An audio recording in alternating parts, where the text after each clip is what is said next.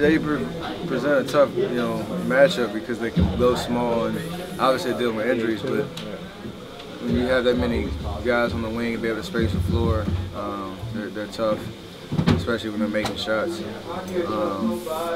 I'm sure as they keep playing, get used to each other and figuring it out. If they make the playoffs, they could make some noise, but it's just a matter of trying to figure out a new identity because it's just new guys on the team. If the camera would have caught me when we went down 26, I would have been doing the same thing because I was laughing. I just told everybody it's a bunch of time left in this game. It's a lot of time left in it. And we believe, and we did the contrary things we needed to do to come back, and we started getting stops, and the whole game changed. It's a fun game to play in.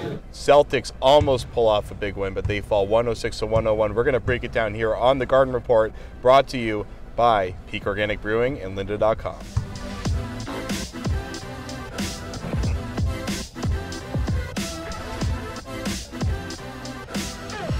I am Jared Weiss. Julian Edlow, as usual, joins us, but this time we got our man Drapes on the show. Kyle Draper, welcome to the show, man. Thanks for having me on. Finally, fellas. How many years have you been doing this? It's our fourth year. Fourth year, and this is my first appearance. What gives? It's about time. All right. Hey, I've been wanting to have you on since day one. I know. Happy to have you. We had to get rid of Jimmy for this episode, so I hope Jimmy enjoys watching this. Addition by subtraction, right? Exactly. And the Celtics have been going through their own addition by subtraction throughout the season, but they add, finally, Isaiah Thomas. They add the one and only Jonas Jerebko. And they turn themselves into a pretty formidable team right now. They've been white hot coming into this game. They start off absolutely white hot against the Warriors. I mean, it was unbelievable how big of a lead they got out to.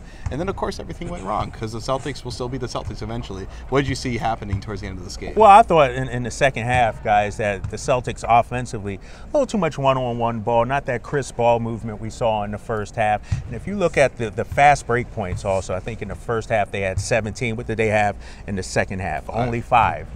That's a key stat for the Celtics. And so I just thought, their offense wasn't as crisp in that second half.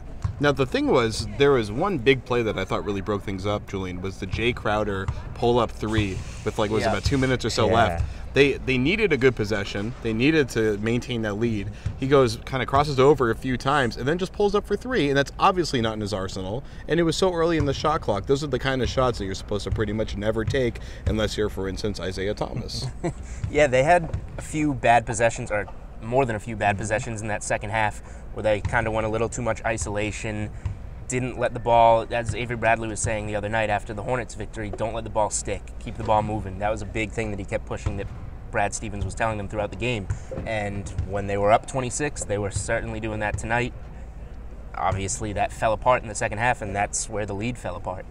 Yeah, and I think, you mentioned that Jay Crowder shot. I mean, the 3 that Marcus Smart did hit, I thought it was a horrible shot. I'm like, what is he doing? And then it goes in, and so you live with that. But, three-point shooting was a big part of this game. I mean, the Celtics have been white hot.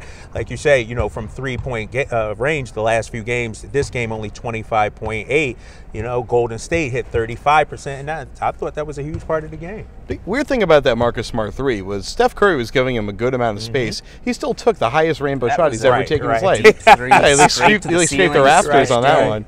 Caught banner number 12, I think, in midair there. I mean, that's one thing about Marcus. He doesn't lack confidence. I mean, he was about 28 feet out on that shot, and he made it. And I thought, man, here they go. The Celtics, last few weeks, when they needed to make a play, they've been able to make that play. If they needed to make the shot, and the Jay Crowder 3 that went down and out, I thought, you know what? I thought that was good. I thought it was, he was going to make it. But, this time luck wasn't on their side. And for the record, that was a better 3. Yeah, that was the 3. I was just going to say, Crowder took some bad shots. That was the right play. That was a great shot. It seemed like it almost went down twice, and they didn't get it. Bad luck.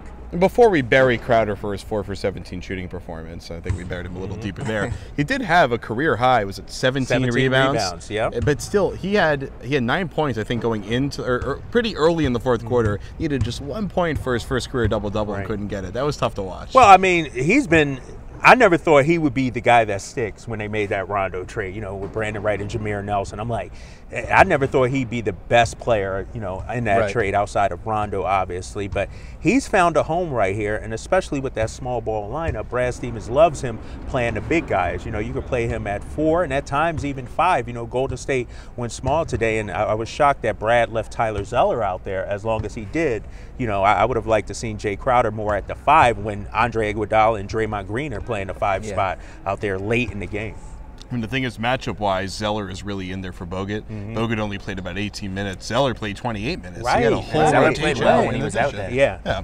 So, I mean, this team has been going really small, and they're going up against a team that goes small better than anybody in the NBA. Right. And I asked Brad after the game, does he think it's a viable option for them? He said, well, we've only done it for a few minutes or so far, but yeah, it is pretty viable. I mean, Drapes, do you think we're going to see this lineup as a focal point lineup going down the stretch here? I think so. I mean, because when you look at their bigs, I mean, outside of Zeller, who do you have? Bass. I mean, Bass is undersized. Kelly Olynyk, when he comes back, he's more of an outside player anyway. And so I think when you don't have a true defensive low post center, you know, this is the way to go. It just happens that, and Steve Kerr mentioned it, you know, after the game, that going small is what they want to do, what Golden State wants to do. I mean, think about it. You got Draymond Green at the 5, Andre Iguodala at the 4, Livingston at the 3, and then the Splash Brothers. I mean, that's a tough lineup to match up with. And one key thing, though, late in the game that I was shocked about, Brad Stevens on the Andre Iguodala layup, he had Isaiah Thomas still in the game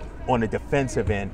I didn't like that. You know, you got 6'8" Andre Iguodala going against 5'8" Isaiah Thomas, and I didn't like that move. Usually he substitutes offense for defense. He didn't do it in that case. He left Isaiah out there. I was a little shocked by that. The thing that I see with the small ball lineup is that Brad just kind of fell into it. Like you mentioned, Sullinger out, Olynyk out. Right. Bass and Zeller are their only 2 bigs really, so they start them at the 4 and the 5, and then, you know, that small ball lineup just kind of falls together at points in games, and they got extremely lucky with it. It won them 2 games in a row, essentially, when they blew it open. And now tonight against the Warriors, they kind of fall into the perfect mismatch where, hey, you guys want to play small ball? Okay. And that's what we love to do. They throw that lineup out there that you just talked about. And here's the problem with that. They take on the Cleveland Cavaliers, who can go small also. You throw Kevin Love at the 5, LeBron at the 4. That's why these are such good teams. Yeah, exactly. That plays into their hands also, I think. So tonight we kind of saw the difference between the Celtics and some of the big teams, which of course is why the Celtics are bottom of the East team, or middle of the East team, I should say. All right, we're going to come back for part 2. We're going to talk more about this game, and we're going to hear Drape's thoughts on the new Isaiah Thomas regime in Boston, coming back for part 2 on the Garden Report. I mean, you know, we're having so much fun. It's a fun group to be around, and it's easy to capitalize on. You know, when you enjoy being around the people you're around every day. I mean, it's just like if you go into a work environment, any work environment, you enjoy being there, you enjoy being around the people, your work's going to be better. So we enjoy being around each other, and our work is better. You know, so it's easy to capitalize on knowing that this is a special group, special bond. Let's make the best of it. Because this team right here, this team will probably never be together again. That's just the nature of this business. One addition, one subtraction, this team isn't together no more. So take advantage of it while you got it, because, I mean, like, I'm sure this team will never be together again.